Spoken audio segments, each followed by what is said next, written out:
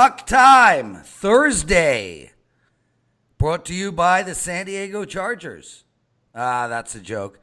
I get in a lot of trouble for calling them the San Diego Chargers. Anyway, they don't play hockey, and this is a hockey show, and you can find us every day, Monday to Friday, at WagerTalk.com, at SportsMemo.com, and of course, at the largest handicapping channel on YouTube in the world, WagerTalk TV.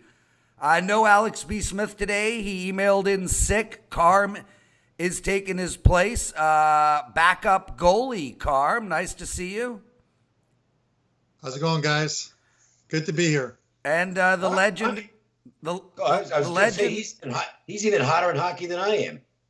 Well, yeah, he's on a.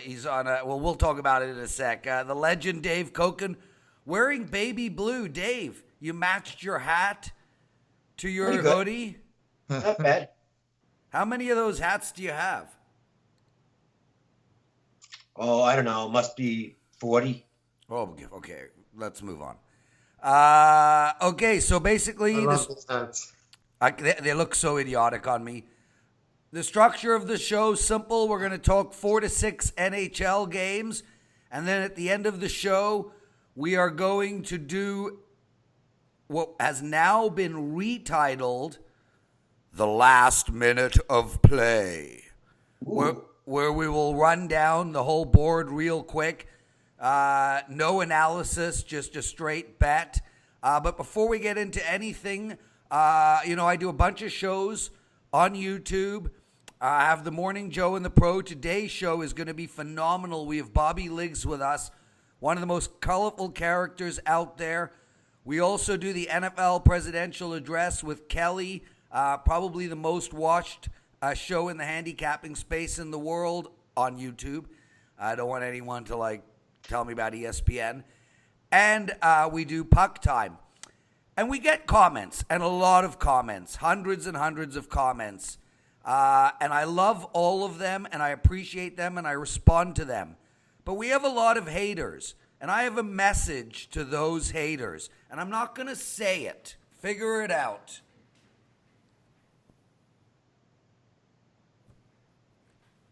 That's my message to the haters. I figured it out. What? That's that's a physical impossibility. They can't do that. Oh, Dave. Oh, Dave. Well, I'm a believer in science and everything associated with that. So. Well, with cloning nowadays, you just never know, anyways, right? So. Carm, did Juve win? No, they went down in defeat. They called this is funny. They call the Juventus. Nobody cares. No, listen, they call them the old ladies. No, actually, nobody they play cares. Against the young boys. Nobody legitimately cares. So, Dave, do you care? Dave's a legend. It doesn't matter whether he cares or not. Dave is always in my eyes. I might care less about soccer than anybody on the planet. And there you go. Nobody cares. Carm? Anyways, yes, whatever. Okay, brother, we got a big card today, and also a sexy game between Tampa Bay and Toronto, which we'll discuss in a second. Was that a quick reference to the fact that it's a mom's night for the Maple Leafs? And you're talking about sexy moms, from Canada being, it is, the moms are making the trip for this game. I didn't know that. And you know what, Dave? The strangest thing is, there's many people who watch the show that might find those moms, old. You, me, and Carm, we are at the age where they actually are sexy. Oh, they're right in my wheelhouse. You kidding? It's unbelievable when you think about women sports fans, and I'm going in a good place here. You go to one of the biggest sports bars near where I am, is one of the biggest ones in Canada, and there's just unbelievable good-looking girls decked out in Leaf jerseys or even Hab jerseys, and they just love sports. They love hockey. Canadian hockey women just absolutely rock. Okay. Thank you for that information. That was really good, Dave. As opposed to like what they might look like in Minnesota. So I don't know, dude. I went to a Vegas Knights game, and let me tell you, the women there rocked harder. Well, it's Las Vegas, and we're pretty good in that area. It doesn't matter whether it's hockey, NASCAR, standing, sitting, eating, breathing. Yes. Mm-hmm. Okay, let's get into it, guys. Carm, we're gonna go to you first. We got Buffalo, my friend, your favorite team, hosting the Arizona Coyotes. Buffalo's favored -148. The over and under is 5.5 almost everywhere, but there are a few sixes. Arizona on a 3-game losing streak.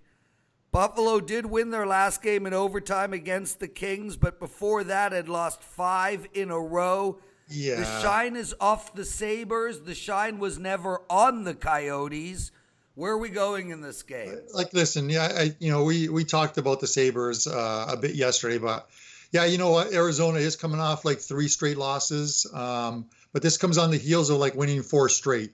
And you have to think about it. Like the game in Boston last time out, other than a 5-minute where they fell apart in 5 minutes of the second period against the Bruins, they outplayed the Bruins, I thought. They lost that game 4-3. A little unlucky to think, but they're getting pieces of the team back. They're getting Kumper back in goal. I don't even know if I pronounced his name right, but I like this. I like this team. They're obviously I think they sit about 10th. You look at the Sabres. I think the Sabres are a sell right now. They lost 5 straight going into that LA game. They got a little lucky to get to win that one. They remind me, and I told you this yesterday, they remind me a lot of a Colorado Avalanche team of 2-3 years ago that had just a phenomenal first half of the season, played above their heads, above their talent level, and then after the All-Star break just fell apart. It was a complete reversal, just had a terrible second half of the season. I think that's where the Sabres are heading. I know they're my team, and they've got some talent, but I just think they're playing above their talent right now.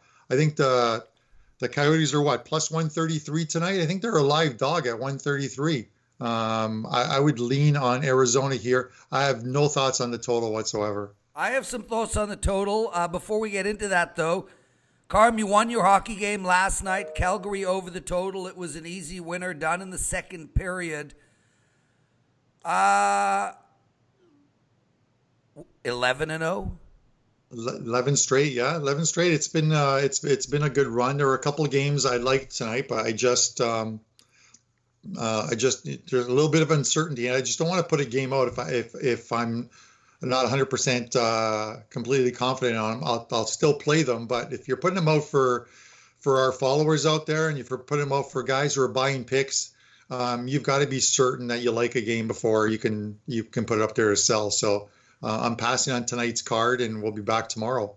Carm is on an 11-0 run. You can get 7 days of all his hockey plays at WagerTalk.com. Use the promo code PuckTime. Dave Cokin, I've been handicapping and in this business since 1999. My best run ever is 16-0. That was so long ago.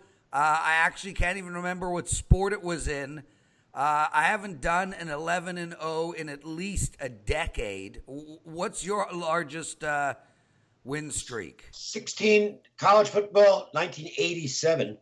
16-0 over a 6-week stretch, and it coincided with the NFL lockout. So that's all there was at that time. That's the longest I know of. I don't really keep track of those. However, I have won 6 in a row in hockey, 13-3 last 16. So they pale in comparison to Carm's 11 straight, but I'm going to try and get there. Yeah, and Carm, you got 5 more to go to tie Dave at my record. Let's talk about the Leafs in Tampa Bay, Dave. I mean, it's definitely the game of the night. Yeah. It could easily be the conference finals. Both teams are rolling. Both teams are good, and they play each other really tight. I mean, if you go look at the recent meetings, last 3 times they played each other, it was a 4-3 game. The puck line is clearly in play, but you probably won't get any value here. The over and under was 7. There is a 7 or so on the board, but it has come down to 6.5. Tampa Bay is a big favorite here, Dave. Minus anywhere from 140 to 145. Toronto has to be super live right now. What a winning streak Tampa Bay is on, though. So let's talk about that. Well, you got, first of all, Vasilevsky. It hasn't been confirmed yet, but it looks like Vasilevsky might be back tonight in goal for Tampa. That's obviously big. Domingue did it. He's done a tremendous job, but still getting the number 1 back in there. You're not going to sweat that. Frederik Andersen will be going for Toronto. He's been just absolutely great. He's been incredible on the road, where the Maple Leafs have been a really strong team all year. To me, this is gotta watch and don't bet. I'm not going to lay that kind of a price with Tampa at home. I'm also not going to go against this Tampa team at home right now. I mean, their offense is just unstoppable. Stamkos is just timing everything right. He's got that one-timer working right now. You take a penalty against this team and put them on the power play in their home ice, you are taking your life in your hands. But I doubt that I would ever consider laying this kind of a price against the Maple Leafs. I mean, they're just too good to give this kind of a price to. So, I definitely want to watch this game. It's the best game there is tonight, but I don't think I could bet it.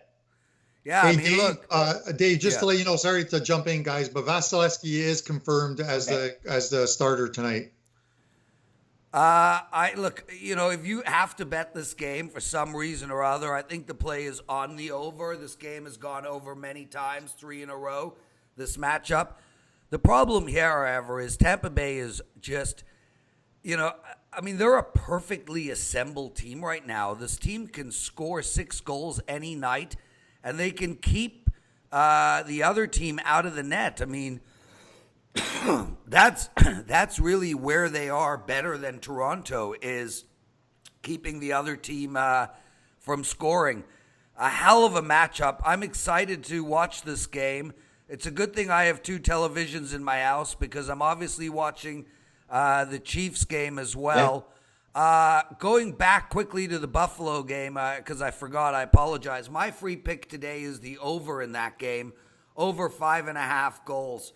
Carm, let's jump all the way to Montreal. A minus 120 against Carolina.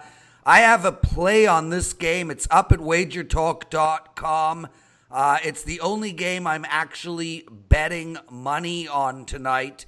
Over and under is 6. Carolina just came off a loss against Toronto. Where do we go in this game?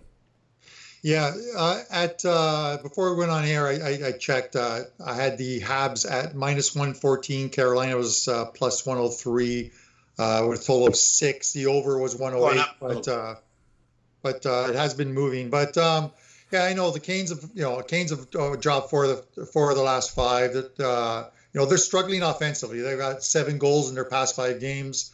They've only scored more than 2 goals twice in the last 6 games. They're averaging their games are averaging 5 goals per game this season through 31 games, I believe it is, or 29 or 31 games. They're just not scoring. I actually thought that total would come in a little lower at 5.5 juiced to the over. The Habs got just blown out in Minnesota 7-1.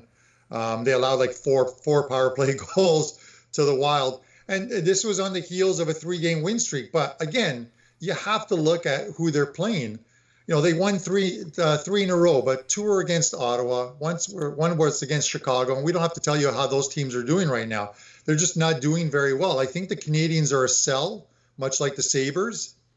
I think Carolina went in there last week or a couple of weeks ago and beat them 2-1, I think it was, or what. But I just think sort of numbers wise, I think it's going to be a low scoring game here. 8 of the last 10 between these two have gone under tonight's total, and at the Bell Center, 9 of the last 10 have gone under the total. I'm leaning on under 6 here as my play.